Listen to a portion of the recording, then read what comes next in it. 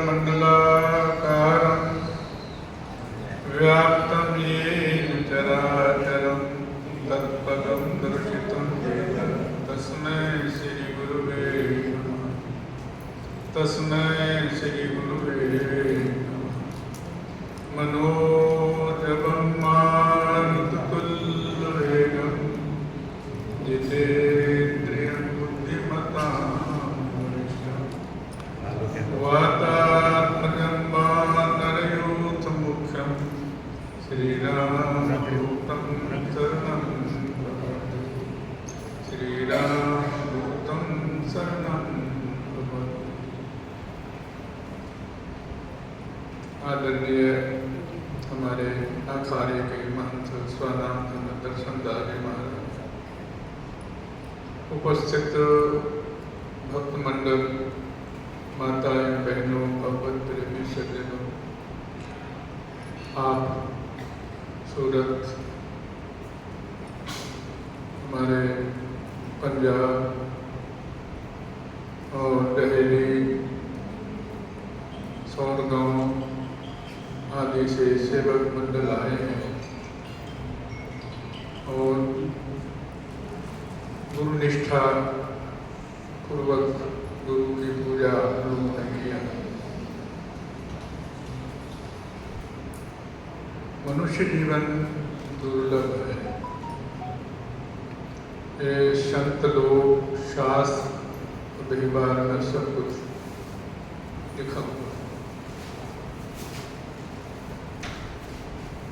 भाग्यशाली को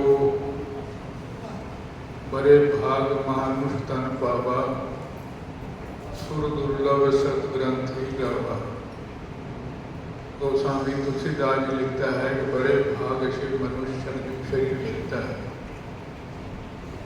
और इसको देवताओं को भी दुर्लभ है, ऐसा शास्त्र का कथन है।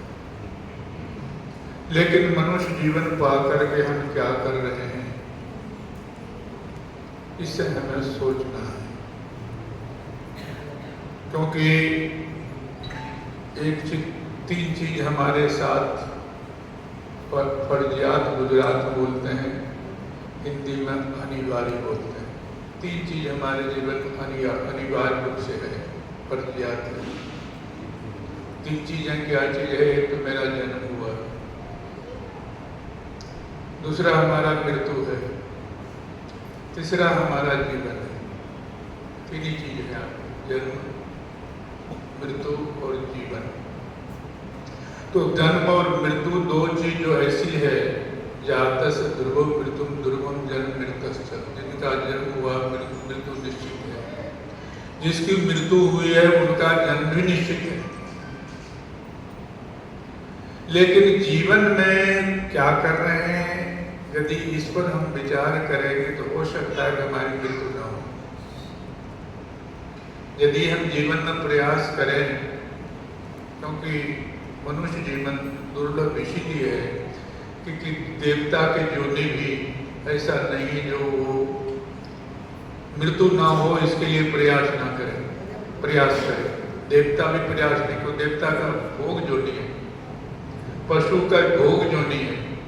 मनुष्य के जीवन में भोग और योग दोनों है। चाहे तो आप परमात्मा बन सकते हैं, चाहे आप देवता बन सकते हैं, चाहे आप दानव बन सकते हैं, चाहे आप ब्रह्म को प्राप्त कर सकते हैं, चाहे आप नरक को प्राप्त कर सकते हैं। आपको एक अधिकार मिला है और वो किसी योनि में अधिकार नहीं है कि जो चाहे बन जाए, क्योंकि सब भोग योनि है। देवता पुण्य को भोग रहे हैं, पशु पक्षी आदि पाप भोग रहे हैं, लेकिन भोग सभी रहे। लेकिन मनुष्य की एक विशेषता है, पापस्य फलम नेच्छन्ति, पापम पुण्यस्य फलम इच्छन्ति, पुण्यम न कुर्वन्ति मानवा, पापस्य फलम नेच्छन्ति, पापम कुर्वन्ति मानवा। अब जिसको सुख मिल रहा है, किसी को दुख मिल रहा है, क्या परमात्मा को ओर से मिल रहा है, आप अपने आप से मिल रहा है। यदि परमात्मा को हम दोष दें कि परमात्मा अच्छे बुरे,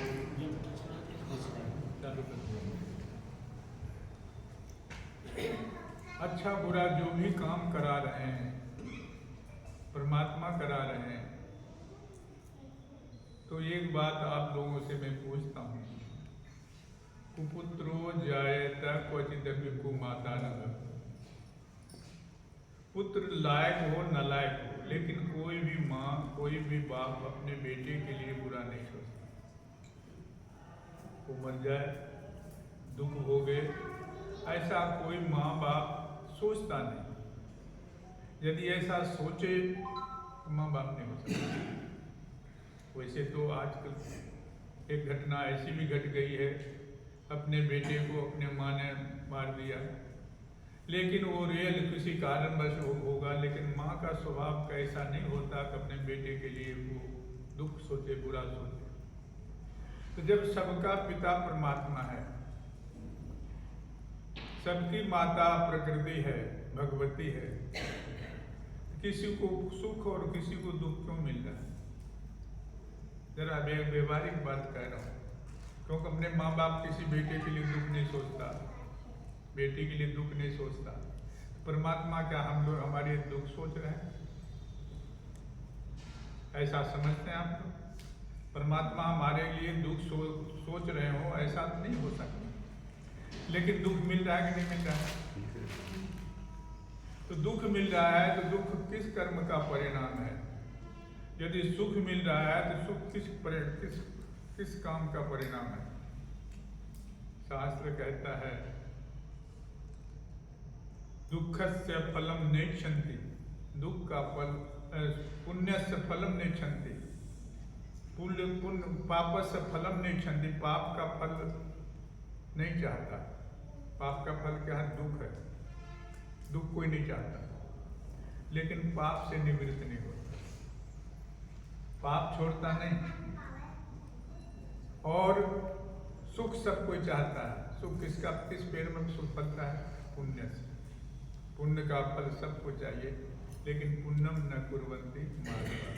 मनुष्य पुण्य नहीं करता, लेकिन पुण्य के फल चाहता है, पाप छोड़ता नहीं, पाप का फल नहीं चाहता। ऐसा नहीं होता। इसीलिए मनुष्य जीवन, और दूसरी बात, इकट्ठे भी करो पाप भी करो, तो वो किसके लिए? वो पाप का परिणाम जो दुख है किसको मिलेगा? जो करेगा उसी को मिलेगा। वाल्मीकि डाकू था। वाल्मीकि जो रामायण बनाया वो डाकू था। कोई महात्मा उनके डाकू था तो उनके रास्ते से जा रहा था, तो महात्मा को देख करके उन्होंने तलवार निकाल लिया। बोले तुम्हें मारूंगा। बोले क्यों मारेगा? तुम्हारे पास जो कुछ है मेरे को दे दो, नहीं तो तुमको मारूंगा। बोले मैं दे तो दूंगा, लेकिन इसको करेगा क्या? दे दूंगा, इसको करेगा क्या? इसको लेकर परिवार पालते हैं, हमारा काम ही यही, लोगों को मारना, लोगों को छीनना, लूटना, ये मेरा व्यवसाय है। तो इसको लेकर के अपने परिवार को पालेगा। लेकिन बोले ठीक है, एक बात तुमसे पूछना चाहता हूँ, उत्तर दे मेरे। तो बोले क्या पूछ रहे हो? जो भी कर्म तुम कर रहे हो उसका परिणाम तुम्हें भोगना पड़ेगा। भागवत में है भजन्ति यथा देवान देवापि तथैव तान् छायैव कर्म सचिव सागरः दिन वत्सल। जिस देवता का जैसे आप आराधना करोगे, जैसे पूजा करोगे, जो कुछ डिमांड करोगे पूरा करेंगे। भजन्ति यथा देवान, जिस प्रकार देवता की आप पूजा करोगे, आराधना करोगे, जिस संकल्प से करोगे वो संकल्प पूरा होगा। कोई नौकरी के लिए करता है, कोई शादी के लिए करता है, कोई व्यापार के लिए करता है, अर्थान था कोई स्वास्थ्य के लिए करता है। तो जिस रूप में देवता को आप पूजा करोगे, आवाहन करोगे, वैसा फल आपको देगा। लेकिन छाया कहते हैं कि फिर छाए व कर्म सचिव है, जो कर्म आप कर रहे हो, अच्छा कर रहे हो अच्छा, बुरा कर रहे हो बुरा, उसका फल आपके पीछे पीछे चलेगा। यदि बुरा कर रहे हो तो बुरा फल आपको मिलेगा। और मैं नहीं कह रहा हूं, शास्त्र ने प्रत्यक्ष करके बतलाया। क्या बतलाया? भागवत आप लोग सुनते हो नहीं? भागवत में भगवान कृष्ण का जब अंतिम समय आया, संसार छोड़ने लगा, जरा नाम के व्याध ने उनको बाण मारा, मृग समझ गए। ये मृग है, मृग समझ के जरा नाम के व्याध ने उसको तलवे के अंदर समक आ रहे थे। व्याध ने सोचा कि मृग है, और मृग समझ के बाण मारा। जब वैसे से बाण मारा तो खून का बहुत फव्वारा निकला पेट में से। भाग के गया कि मृग है, लेकिन देखते हैं भगवान रोने लगे। कल्याण प्रभु, मेरे को अक्षम्य गलती हुई, जिसकी क्षमा नहीं की जा सकती, ऐसी गलती हुई है, मेरे को दंड दो। भगवान ने कहा दंड देने की आवश्यकता है। बोले क्यों? मैं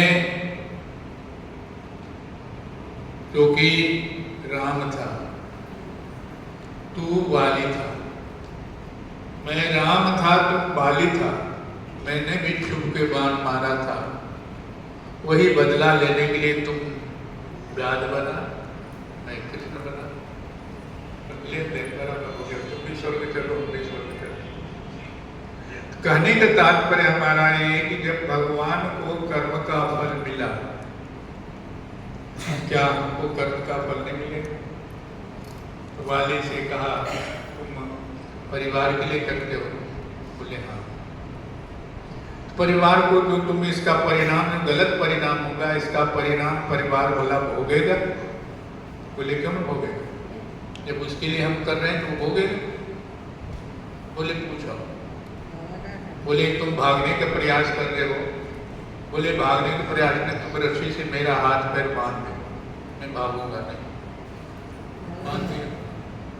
परिवार से पूछने गया, कहा कि देखो मैं जीवन में और कमाई के बजाय डाका डालना, लोगों को मारना, यही कमाई है। उस कमाई से तुम्हारा पालन कर रहे हो, उसका जो फल मिलेगा, पाप का फल दुख होता है, क्या तुम लोग बांटोगे? पत्नी ने कहा हम क्यों बांटेंगे? हमको तो आप पानी गर्म करके घर में लाए हो, पालन पोषण करना आपका कर्तव्य। कहाँ से लाते हो, कैसे लाते हो, ये आपका काम है, उसका फल आपको। बेटा से पूछा, बेटा ने भी यही कहा, आपको बाप ने पाला है, आप भी मेरे को पाल रहे हो, ये परंपरा है, आप कहाँ से ला रहे हो आप जान, उसका फल उनको ज्ञान हुआ। कहने का मतलब मेरा ये है, और फिर वही वाल्मीकि ऋषि बने। कहने का तात्पर्य है, जो कर्म कर रहे हो, कर्म करते समय हर समय सावधान रहना। और चीज में सावधान रहना न रहना, कर्म करते समय सावधान रहना। सावधान रहने के क्यों? जीवन जो है, मैंने बतलाया ना, मृत्यु निश्चित है, आज नहीं कर 10 दिन के बाद, 10 वर्ष के बाद, 50 वर्ष के बाद। एक बार की घटना है, भागवत में आया है प्रकरण। राजा आयाति से शुक्राचार्य क्रुद्ध हो गए, उसके प्रसंग है, आप लोगों ने सुना होगा। उन्होंने शाप दे दिया, जाओ मृतत्व को प्राप्त हो गया। तो अब वो आकर के अपनी स्थिति बतलाए कि आपने शाप तो दे दिया, बेटी का तो सुना, मेरा तो नहीं सुना।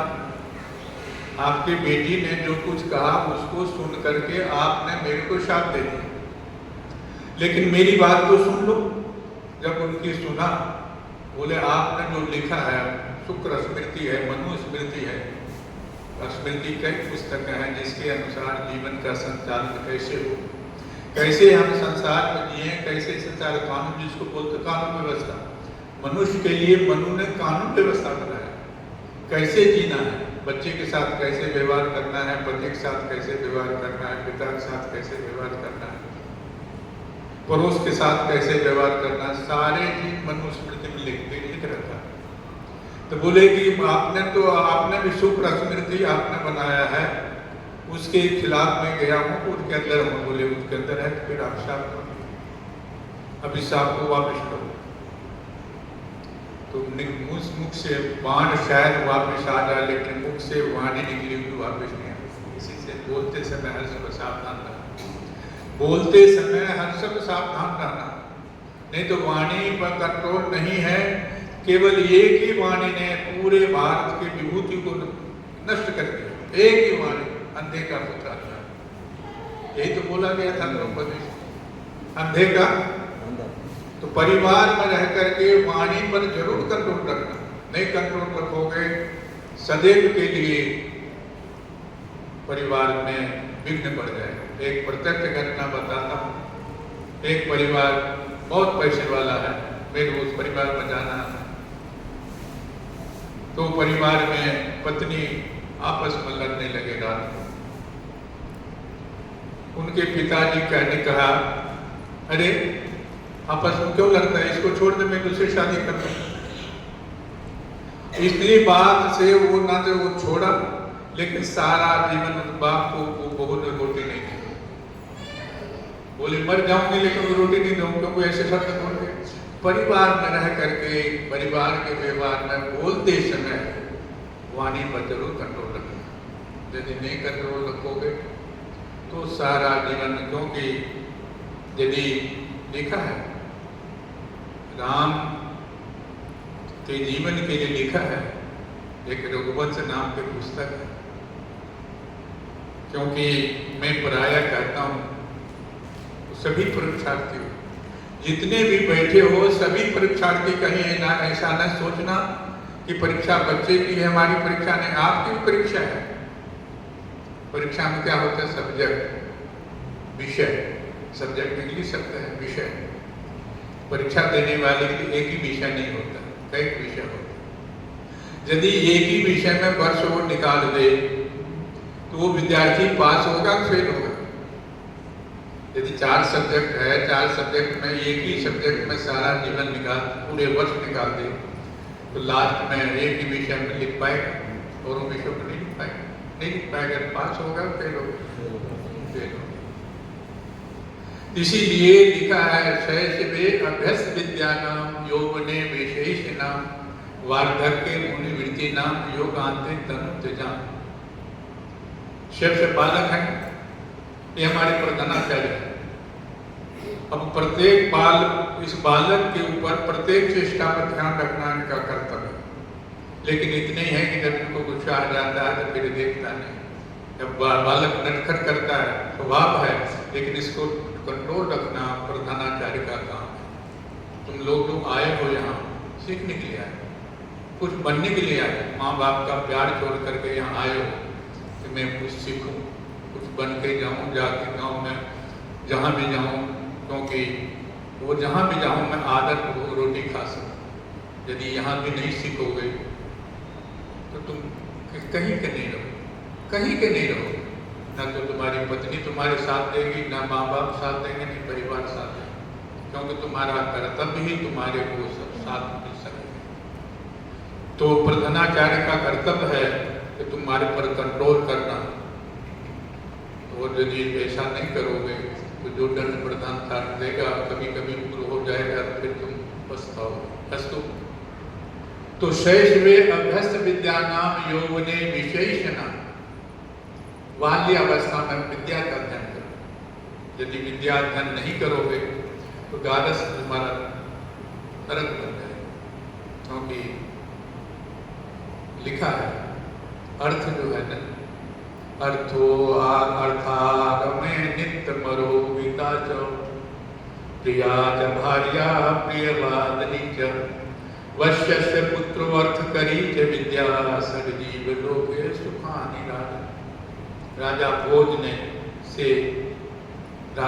ने कालिदास से पूछा, कालिदास ये बताओ गृहस्थ में सुख है कि नहीं है? गृहस्थ जो है, गृहस्थ जीवन जैसा कोई जीवन नहीं, सन्यासी जीवन भी नहीं है। तो क्यों? सन्यासी का जीविका का आधार कौन है? अब ये सब कुछ देख रहे हो, इसका आधार कौन है? कहाँ से पैसा है? गृहस्थ से तो है। तो गृहस्थ सन्यासी का भी अधिकार आधार और राजनीतियों का आधार, सबका आधार गृहस्थ है। अब वो अपना लाते हैं, उसमें से अपने उत्तम कमाई से दान देते हैं, उसी से तो संस्था चल रही है।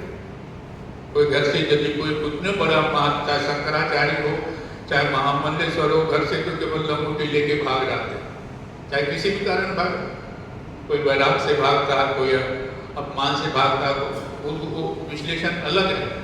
लेकिन घर से जो निकलता व्यक्ति तो केवल धोती लेके निकलता है, धोती लेके निकलता है, जो संसार से मिलता है।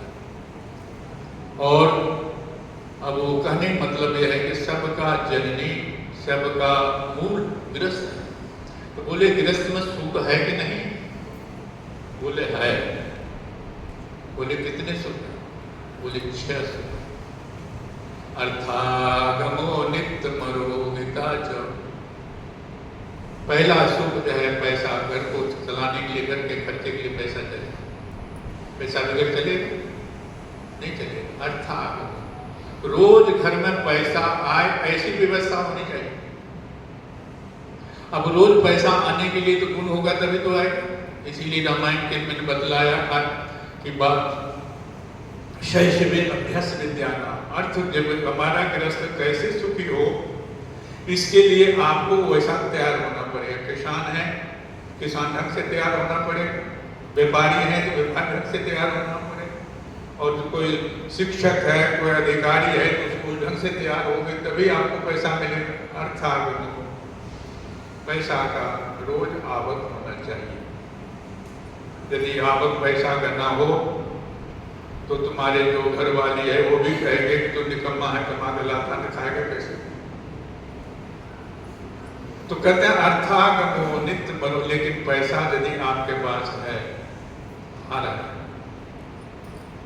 लेकिन शरीर निरोग नहीं, दुर्व्यसन है जीवन में, तो वो पैसा कहाँ जाएगा? डॉक्टर के पास। वो पैसा शरीर को नहीं लगेगा। तो निरोग चाहिए, निरोगी काया पहला प्रश्न है। जब तक निरोग वही रह सकता है जिसके अंदर कोई दुर्व्यसन नहीं है। व्यसन होना अच्छा है तो पहले 4 बजे उठना अच्छा है, लेकिन व्यसन अच्छा नहीं, दुर्व्यसन अच्छा नहीं। तो कहते हैं कि अर्थागमो नित्य मनोगिता, शरीर निरोग नहीं होगा तो वो पैसा आपका किसी काम का नहीं। वो डॉक्टर के पास जाए, बोले चलो शरीर निरोग भी हो गया, पैसा भी आ रहा, तब तो बोले दो, बोले दूसरा सुख है। तीसरा सुख क्या है? प्रिय भार्य। जब घर में गृहिणी ना हो तो घर सुना सुना लगे, लेकिन गृहिणी कैसी हो? प्रिया, देखने में केवल सुंदर नहीं, मधुर भाषणी भी होनी चाहिए। नहीं तो काम करके घर वाला आता हो, कहता जरा पानी लेना, बोले दिखता नहीं, घर में पानी पीने लेते, ये नहीं कर सकते, इतना भी नहीं कर सकते। देखो घर से बाहर से थके हुए आए, इससे क्या व्यवहार करके आए, घर में जैसी ऐसे शब्द सुनने कि आपको दिख नहीं रहा, इतना भी नहीं कर सकते। दुख होगा वो सुख होगा। कहते हैं ऐसा प्रिय पत्नी चाहिए, आज्ञाकारी, जो आप पति के प्रत्येक चेष्टा पर ध्यान रखे, लेकिन उसके सुविधा का ध्यान रखे। पत्नी जो है, पत्नी का मतलब क्या होता है? रक्षण करने वाले। जैसे माँ बच्चे के रक्षण करते हैं, वही माँ करती है। रूप में बदला तो माँ करती ही रूप है। माँ बचपन में जैसे बच्चे को संभालती है, उसी ढंग से पत्नी बन करके वो पति को संभालती है। और वही पत्नी काली माँ करके अपने विलीन करके लेती है। पत्नी करती रूप, पत्नी बचपन में माँ बन जाती है, माँ होती है, और युवावस्था में पत्नी मतलब रक्षण करती है और वृद्धावस्था में वो पुनः मां बन जाती है। प्रत्येक वृद्ध के परिवार में कितनों कोई शुभचिंतक क्यों हो, जितना पत्नी उनको रक्षा कर सकती है, जितना सेवा कर सकती है, कोई नहीं कर सकती। इसीलिए लिखा है बच्चे के मां ने बनना चाहिए, बुढ़े के पत्नी ने बनने चाहिए। तो कहते हैं कि अर्थागमो नित्य बरोगिता च प्रिया च भार्या, पत्नी सुंदर हो, नहीं व्यवहार सुंदर हो, अंदर से पवित्र हो। कहते हैं इससे काम चलेगा? बोले नहीं। पत्नी साल भर, 6 महीना, 2 वर्ष, 4 वर्ष तक तो रहता है, उसके बाद संतान की इच्छा हो, कोई संतान आनी चाहिए। यदि नहीं संतान हो, 2 वर्ष 3 वर्ष नहीं हो, तो देवी देवता के पास जाते हैं, क्या कर रहे हैं, डॉक्टर के पास जाते हैं, क्या कर रहे हैं, संतान नहीं। कहते हैं प्रियाज भार्या प्रिय भादित्य वर्ष, पुत्र चाहिए, लेकिन पुत्र कैसा चाहिए? ऐसा पुत्र ना चाहिए कंस जैसा जो पिता को जेल में डाल दे, औरंगजेब जैसा पिता को जेल में डाल के अपने सत्ता को हटिया, ऐसा नहीं चाहिए। वश्य से पुत्र हो, पिता का आज्ञाकारी पुत्र चाहिए, माता का आज्ञाकारी पुत्र पुत्री चाहिए। यदि पुत्री आपकी कोई जवान हो गई है और रात को वो कह रही कि मैं घूमने जा रही हूँ, माँ बाप कहे कि घूमने जा रहा हूँ, कुछ कर तो नहीं सकते, लेकिन आप सबको मन में शांति मिले, क्या शांति मिले? बेटा को कह रहे तुम ये करो, वो कहते हैं नहीं मैं ये करना है, उस समय क्या मन में देख करेगा? कभी कभी तो इसीलिए लिखा वानप्रस्थ लिखा है, कभी कभी वृद्ध बात, क्योंकि वृद्ध व्यक्ति को यदि कोई पिता कभी बात कह दे तो वो सोता नहीं, जिसको गोद में खिलाया है पाला है, वो यदि कभी बात कह दे, पिता के मन में क्या गुजरता वो ही जानता।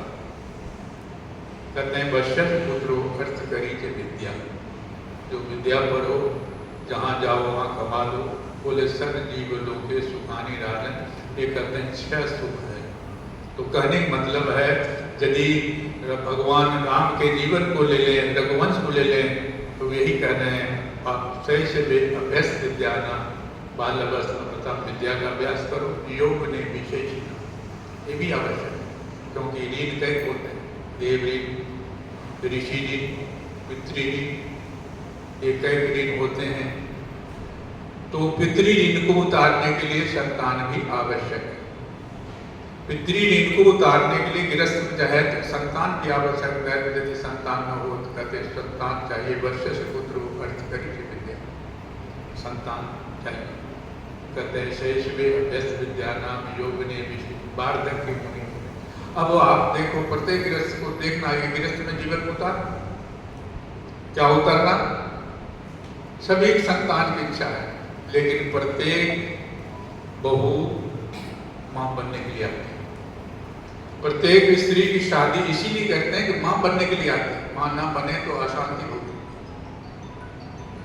तो ऐसी परिस्थिति में जो पुत्र है, पुत्र यदि आपके कब्जे में नहीं है, कभी बात करते हैं तो मन में शांति हो नहीं हो। कहते हैं कि जब वृद्ध से बच्चे की, क्योंकि 25 वर्ष में लिखा है, लड़की स्त्री, अब तो कुछ और है, स्त्री 16 वर्ष में पूर्ण होती, लड़की 16 वर्ष के बाद शादी के योग्य हो जाती। भले गवर्नमेंट ने 18 लगा दिया, 25 लगा दिया, लेकिन अंग का पूरा विकास 16 वर्ष में लड़की की हो जाती है। और पुरुष का 25 वर्ष में संपूर्ण विकास होता है। पुरुष का पूर्ण विकास 25 वर्ष में होता है, लड़की का पूर्ण विकास 16 वर्ष में हो जाता है। तो यदि 25 वर्ष में आपकी शादी हुई तो 50 वर्ष में, 51 वर्ष में आपके बेटा भी 20-25 वर्ष का हो जाएगा।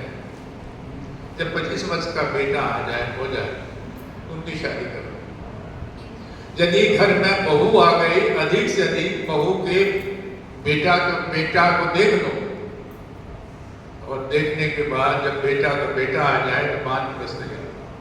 नहीं तो आप ये परिस्थिति आएगी, घर में आप कहो मैं बहू का सहयोग कर रही हूँ, सास कहेगी कि मैं बहू का सहयोग कर रहा हूँ, बहू कहेगी कि बुढ़िया हर समय देखती रहती। बुढ़िया प्रत्येक काम में रोड़ा अटकाती है। ये स्थिति यदि पिता भी है व्यापार में, यदि बेटा लाइट हो गया है तो व्यापार शुभ रुक जाओ, 4 बार पूछे तो 1 बार उत्तर दो। यदि नहीं देते हो बात बोलने की जो बचपन में उसके साथ बोलते थे उसी ढंग से बोलने की आदत रखोगे तो बेटा कहे पिताजी आपका जमाना कुछ और था, हमारा जमाना कुछ, आप तो क्यों नहीं रखते, होता नहीं होता। इसीलिए कहते हैं सहसवे अभ्यस्त विद्यानाम योगिनी विशेषणाम वार्धक्य मुनि वृत्ति नाम। जब दादा बन गए, दादा का मतलब क्या होता है पता है? दादा दादी का मतलब क्या होता है? जा जा जा, तेरे घर में कोई काम नहीं। तो सहसवे अभ्यस्त विद्यानाम यौवने विशेषणाम वार्धक्य मुनि वृत्ति नाम। वृद्धावस्था हो गए, दादा बन गए, मुनि वृत्ति नाम। मनन करो। क्या मनन करना है? मनन करने का विषय यदि शास्त्र आप सुनोगे, सत्संग सुनोगे तो मन विचलित हो जाएगा। कोई कुछ कहते हैं, कोई कुछ कहते हैं, कोई कुछ कहते हैं। हम तो कहते हैं तेरी बात का चिंतन करो। क्या जीवन में क्या करना है, इसी के चलते सारे शास्त्र क्या लेके जाएंगे, क्या लेके आएंगे। कहते हैं मुनि वृत्ति नाम, मनन करो। मनन करोगे मनुष्य की व्याख्या ये है, मन्नादि मनुष्य, जो मनन करता हो। इसीलिए लिखा है आहार निद्रा भय में तुनंज समान में तत् पशु ही नरान धर्मो हितेषाम अधिको विशेषो धर्मे नीना पशु ही समान। जिस स्तर पर हम जी रहे हैं ये मनुष्य के जीने का स्तर नहीं है। क्या स्तर पे जी रहे हैं? शादी करो, पैसा कमाओ, संतान पैदा करो और फिर इसी में कमाते खाते मर जाओ। इसके लिए मनुष्य जीवन नहीं। मनुष्य के जीवन का है धर्मे देशाम अधिक विशेष। धर्म को धारण करो। धर्म किसको कहते हैं? आज लोग धर्म की व्याख्या बहुत कम समझते हैं। शास्त्र जो कहता है उसको बहुत कम समझते हैं। दान कर दिया, दान करना और चीज है, पूजा करना और चीज है, धर्म और चीज। मंदिर में गया और धार्मिक हो गया, ऐसा नहीं हो सकता। त्रिधार्य धातु से विद्वान बैठे, त्रिधार्य धातु से धर्म बना। आपका शरीर किसने धारण किया? करते हैं यही शरीर है। सबको प्यार करना, सबको प्यार। बच्चे के साथ तो पशु पक्षी भी प्यार करते हैं। बड़े होने पर जरा अपने परिवार प्यार करते हैं, दूसरे जरा सतर्क रहते हैं। लेकिन जो बच्चे होते हैं उसको तो सबको प्यार करते हैं। तो और सब कुछ प्यार करना है। प्यार करने का कारण क्या है? कभी आपने सोचा? यदि शरीर कारण होता तो आत्मा निकलने के बाद शरीर है उसको एक रात में रखने के लिए कोई तैयार नहीं। कितना प्यारा बेटा हो, कितना प्यारा बाप हो, राम शरीर से निकला नहीं कि राम नाम सत्य लेके चला। एक जगह घटना है, कबीर कहीं घूमने जा रहा था, रास्ते में कहे कि राम नाम सत्य है। बोले कि क्या बोल रहे हो? बोले मैं बोल रहा हूँ राम नाम सत्य है। बोले धन्य, मैं इसी का प्रचार तो करने के लिए संत बना। राम नाम सत्य बताने के लिए तो घूम रहा हूं, लेकिन आप अपने आप राम नाम सत्य करो तो बड़ा भागशाली होगा। अच्छा ये बोलो कंधे पर क्या ले जाएगा? बोले कंधे पर हमारे स्वजन है, पिता का मृत्यु हो गई, उसको ले जा रहे। कहाँ ले जा रहे? बोले शमशान। शमशान में जाके क्या करोगे? पुलिस को जला देंगे। बोले तुम लोग फिर क्या करोगे? बोले आ जाएंगे। उस समय राम नाम सत्य याद रहेगा कि नहीं? केवल शमशान तक। तो वैराग्य केवल शमशान तक होता है। जीवन को समझो, क्योंकि जो हमारे पिता के साथ हुआ है, जो हमारे बाबा के साथ हुआ है, हमारे पड़ोसी के साथ, वही व्यवहार मेरे साथ होना है। क्या लेके जाओ? कहते हैं धर्मो ही देशा। मनुष्य जीवन का उद्देश्य धर्म का पालन करना। धर्म क्या मतलब? दृढ़ धारण धातु। आत्मा शरीर को किसने धारण कर रखा? इसको जानो। जब तक इसको नहीं जानोगे तब तक पुनरपि जननम पुनर्मरणम पुनरपि जठरे शयनम जननी जठरे शयनम भज गोविंदम भज गोविंदम भज गोविंदम मूढ़ मरते। जब तक अपने को नहीं जानोगे तब तक आपका जन्म मृत्यु का चक्र नहीं जाएगा। जन्म मृत्यु का चक्र नहीं जाएगा। मैंने कल बतलाया था, कल प्रवचन में बतलाया था, कई बार बतलाता हूँ। वो करदम कपिल और देवभूति का संवाद। देवभूति अपने बेटे से पूछती है, बेटा मेरे को दुख है। बोले माँ किस बात का दुख है? बोले को नौकर रोटी नहीं खिला रहा है, या मकान में कोई कमी है, या नौकर सेवा नहीं कर रहा है। बोले सब कुछ है। दूध पानी मांगते हैं, दूध लेके आता है। जैसे सोना चाहिए वैसे उससे बढ़िया हमारा मकान है, आज्ञाकारी नौकर है, आज्ञाकारी संतान है। लेकिन एक चीज से हम बच नहीं सकते। बोले क्या? फिर तो मरने के बाद मेरा क्या होगा? कभी सोचा? हम तो कहते हैं कि इसी में सुख है, जो कुछ मिला है वो हमारे पास, चाहे कुटिया है, चाहे झोपड़ी है, चाहे एक मकान है, चाहे 10 मकान, हम इसमें खुश हैं। लेकिन बना रहेगा ये? कहाँ बना नहीं रहेगा तो आगे क्या होगा? अभी बहुत आदमी का फोन आ रहा है, महाराज पुरुषोत्तम मास में हम आ रहे हैं, हमको जगह मिलेगी।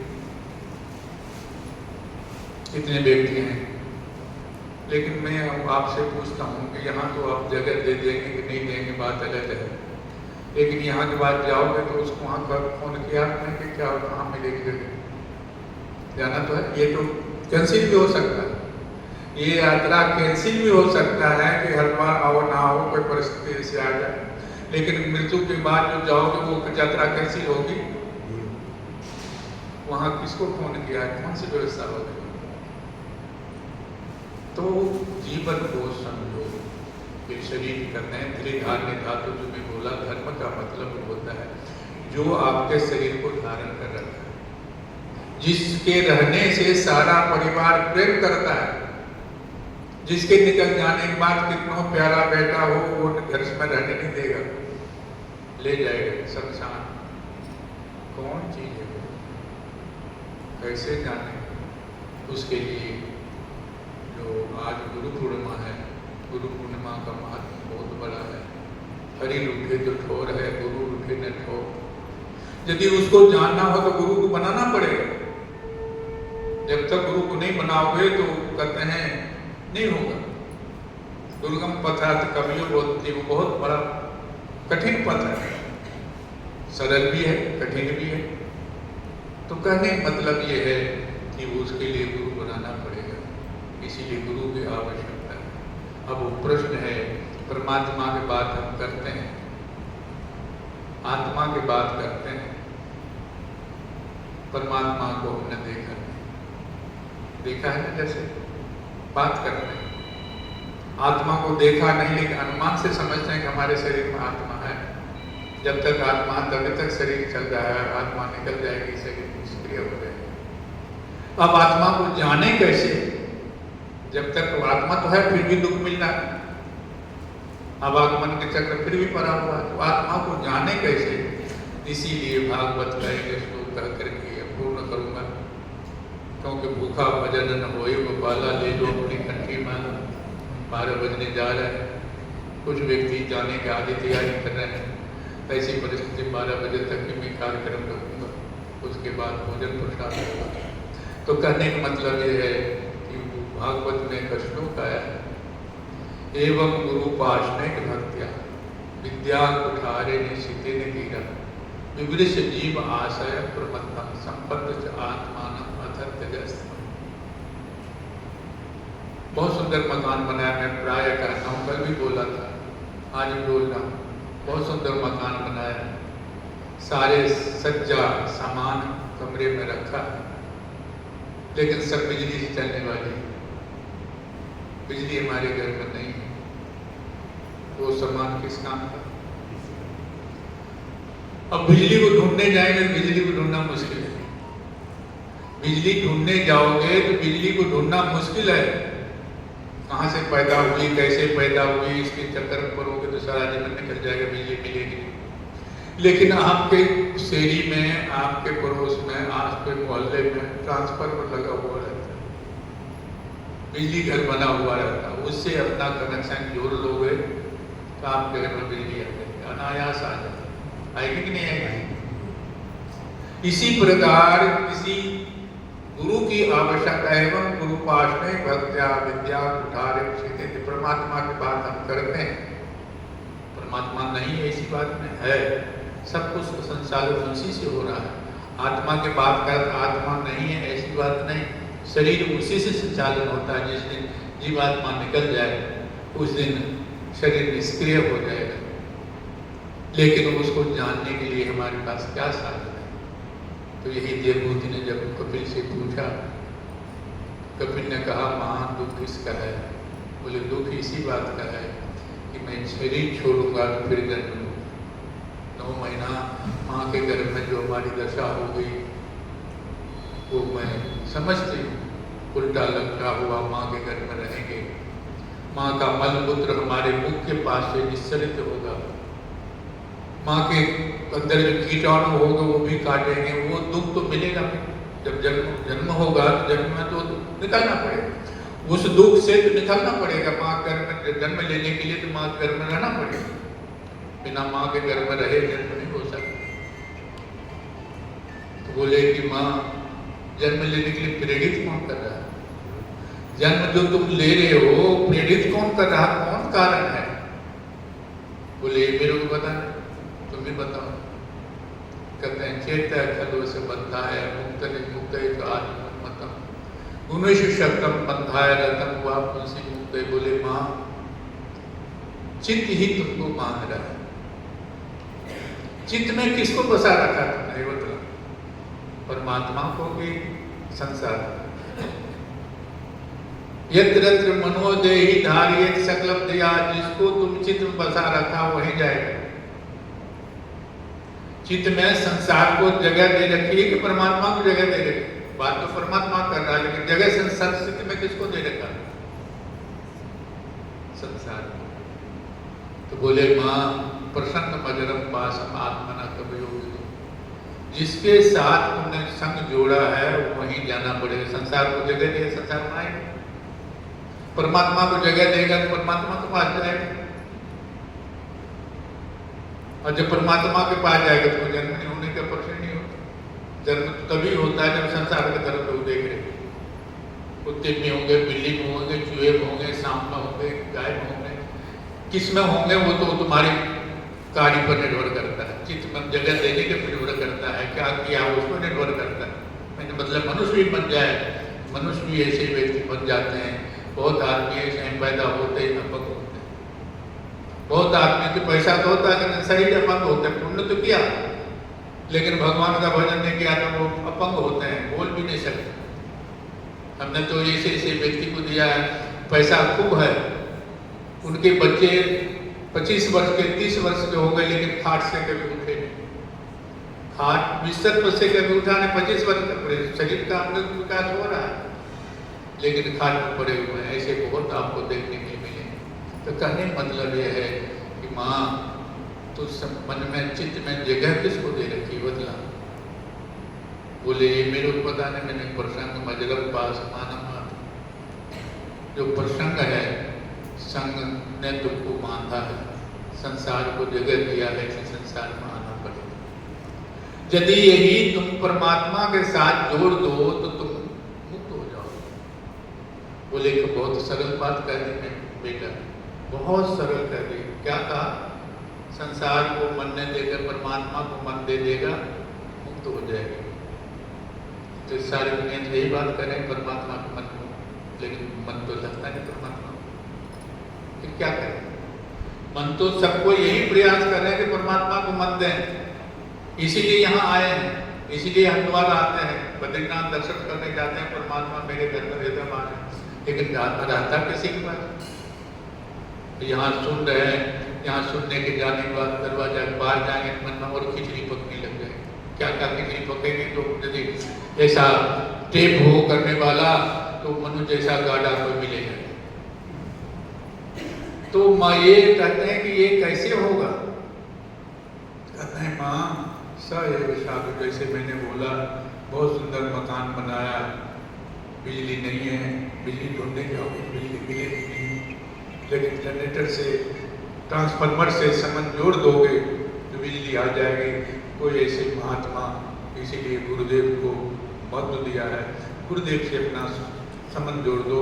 गुरुदेव के लिए लिखा है, गुरु ब्रह्मा गुरु विष्णु गुरुदेवो महेश्वर गुरु साक्षात परम ब्रह्म तस्मै। गुरु के अंदर यदि बनाओ, एक तो गुरु बनाओ नहीं, और यदि बनाते हो तो फिर उसको अविश्वास मत करो। गुरु ब्रह्मा, गुरु ही ब्रह्मा है, गुरु विष्णु है, गुरु महेश्वर, जो कुछ है गुरु है। जब गुरु के साथ, ट्रांसफार्मर के साथ अपना संबंध जोड़ दिया तो जहां से बिजली पैदा हुई वही अब जुड़ जाए, आपको जोड़ने की जरूरत नहीं। इसी प्रकार जो गुरुदेव से संबंध इस भाव से जोड़ दिया, पर रामायण में एक बार लिखा है, भवानी शंकरो वंदे श्रद्धा विश्वास रूपिणो याभ्याम बिना न पश्यन्ति सिद्ध स्वांतस्थ ईश्वर। ईश्वर है, परमात्मा है, लेकिन जब तक गुरुदेव के प्रति श्रद्धा विश्वास नहीं होगा तो वो अंदर का परमात्मा दिखाई नहीं देगा। मैं अधिक नहीं कहूँगा, अब 12 बज गया है। मैं अपने वाणी को विराम देता हूँ, आप लोगों को धन्यवाद देता हूँ और उसके साथ साथ कुछ आप लोगों से याचना भी करता हूँ कि यदि हमारे कर्मचारी से, हमारे विद्यार्थी से व्यवस्था में कोई कमी रही हो तो सबको माफ़ करेंगे, क्योंकि सभी सुविधाशाली व्यक्ति हैं, सबके घर में AC लगे हुए हैं, सभी अच्छे मकान में रह रहे हैं। यहाँ आश्रम में देखो वो सुविधा नहीं दे सकते, वो भोजन नहीं दे सकते। यदि जो कुछ भी कमी रही हो उसको मन में नहीं रखना, और सगवर तो उतना नहीं दे सकते, अकबर को ध्यान नहीं देना। इतने करके अपने वाणी को विराम देता हूँ। सभी को अंकलेश्वर वाले, सूरत वाले, पंजाब वाले, ऑनर वाले सबके लिए शुभ आशीर्वाद देता हूँ। प्रभु से प्रार्थना करता हूँ कि लक्ष्मी तो आपका पुण्य से आएगा। लोग कहते हैं ना लक्ष्मी तो आपके पुण्य से आएगा, परिश्रम से आएगा। लेकिन मैं एक जरूर कहता हूँ कि 2 प्रकार का आशीर्वाद होता है। एक महात्मा के पास गए, राजनीतिक नेता, बोला महाराज मैं चुनाव में खड़ा हुआ, मेरे लिए आशीर्वाद दो। बोले असली आशीर्वाद मांग लो, नकली आशीर्वाद मांगो। संसार के जितने वस्तु है सब नकली है, क्योंकि इसके साथ आपका पहले भी संबंध नहीं था, अभी भी संबंध नहीं है, बाद में भी संबंध नहीं रहेगा। लिखा है, उन्होंने पूछा गीता में, अव्यक्तादीनि भूतानि व्यक्त मध्यानि भारत अव्यक्ता निद्रा देव तत्र का परिदेवना। पहले भी इसके साथ कोई संबंध नहीं था, और शरीर छूटेगा फिर भी संबंध नहीं रहेगा। शरीर नहीं मिला था तो कोई संबंध नहीं था, और शरीर छूटेगा तो ये तो यात्रा है। जैसे सूरत से हरिद्वार आ रहे हैं, ट्रेन गाड़ी में मिल गए सबको, हमारा भाई दोस्त बन गए, गाड़ी से उतरे, वो अपने घर, वो अपने घर। मैं नहीं कह रहा हूँ, भगवान का अव्यक्ता देनी भूतानि व्यक्त मध्यानि भारत अव्यक्ता निद्रा देव तत्र का परिदेवना। बोले जिसके की यात्रा के जैसे आज आपस में मेल हुआ है, उसके लिए सारा अभिष्ट को खो दो, ये बुद्धिमत्ता नहीं है। तो मैं इतने कह करके अपने वाणी को विराम देता हूँ। यदि किसी को अकबर हुआ हो, मन में नहीं रखना, क्षमा करना। हमारे कर्मचारियों को भी क्षमा कर देना, हमारे विद्यार्थियों को क्षमा कर देना, और जो कुछ यहाँ से अच्छी चीज मिले, क्योंकि शुभ आशीर्वाद को शुभ आशीर्वाद यही देता हूँ। धन तो कमाना, लेकिन भगवान के प्रति रुचि रखना, भक्ति भाव बढ़े आपको। इतनी कहकर अपनी वाणी को विराम देता हूँ। ओम शांति शांति शांति। सर्वे भवन्तु सुखिनः, सर्वे सन्तु निरामयाः, सर्वे भद्राणि पश्यन्तु मा कश्चित् दुःखभाग् भवेत्। ओम शांति शांति शांति। अब वो प्रसाद की व्यवस्था आप लोगों ने किया है, प्रसाद लेंगे। अब सबको तैयार है, सबको चले मंदिर में, भंडार में चले, प्रसाद ले।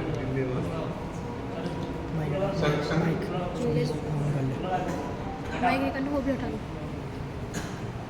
माइक निकाल ले अपना वाला।